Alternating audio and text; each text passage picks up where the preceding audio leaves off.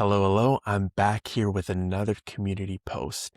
Today I'll be going through some new make.com updates. The two specifically I'll be going through is the search function, which is extremely easy to use and it's a nice touch. And the second thing is ChatGPT 5.5.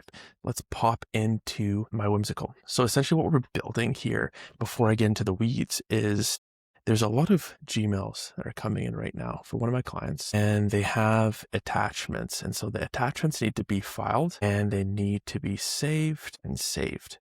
All right. So the end goal is Gmails are come in and there's a bunch of clients that they have and they need filed and saved to their Google Drive. So Google Drive, we're only going to be building this part here. So where it finds the client. It seems quite easy as I put it here, but it's not as easy as you think. So if we pop over into here, we can see this is what I've built before, and I have a bunch of test data. And so what I would recommend doing with any client or any build in general is get a bunch of data from Gmail. So you can go pop over here, go over to Gmail, you can go watch emails and get a bunch of data there. After you get that data, don't then play around with the source, just go ahead and create a webhook. What that does is when you create a webhook, you can then push in your own data based off the information given. So what I use is Postman. And as you can see, there's that webhook here, it's going here, and you can send all that information over there. So the first thing that we want to do is when a Gmail comes in, we need to find the client. So we need to do something where it searches client database. Okay. So we have all this information with some dummy information here. So first we need to search the client database and then return correct client row based on info. And that's ultimately the goal there, like the end goal that we're trying to reach here. So what we're going to do, I asked Claude to have like a bunch of test data here and have some JSON. So we're going to test each of these, and I'll show you some of the new make features while going through the tests. So the first thing is we're going to invoice sent to the email, Atlas Stone. Great. So let's open Visual Code. We can copy the JSON here, go into Postman, copy the body there. We can send that information. Now it's sitting in here. We can run that once, and we can see that first of all, I have all these set modules here. It parses all the emails. And so that's using regular expression there. So I have a bit of a regular expression pattern, right? And then you can put in there to test that if you ever need to test. And it does a single search. And so it searches for items. So the 4 emails that were pulled from the webhook or the watch email.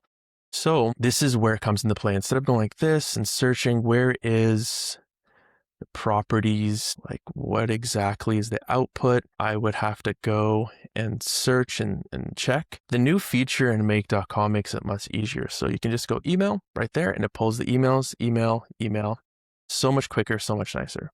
So again, it found 2 of the database items, which is great. Now, what if you don't have an email? Keep in mind that whenever you do anything client facing, you always, like say for example, I did like a file structure hierarchy. So I have like 0-1 clients in their Google Drive. Okay, let's go number 2. We have clients, we have like maybe docs and some other stuff as well. And I think we have docs, let's go admin or something. Now if you're making some folder structures, what's always a unique identifier? The best thing to do is to use an email.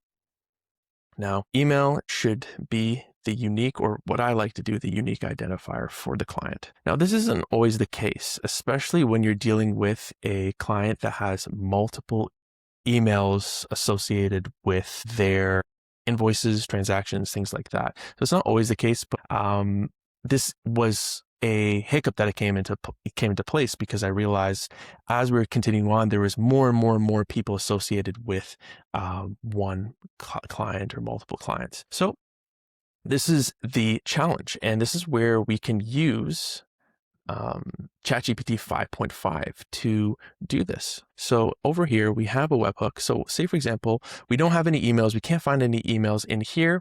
it moves over here to searching, searches all the clients. So every single client in the database I have here, and it aggregates that information and cross-references it with all the information in the webhook. So it says like, you are client names matcher, you will be given a list. Here's the list, here's the email to analyze. And if no match is found, no match.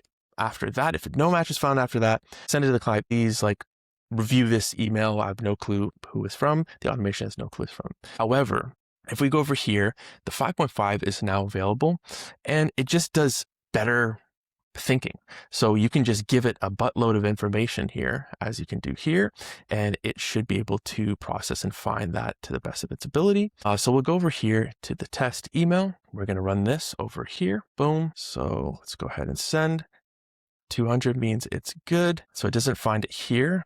And so it goes search, all cross-reference it over here.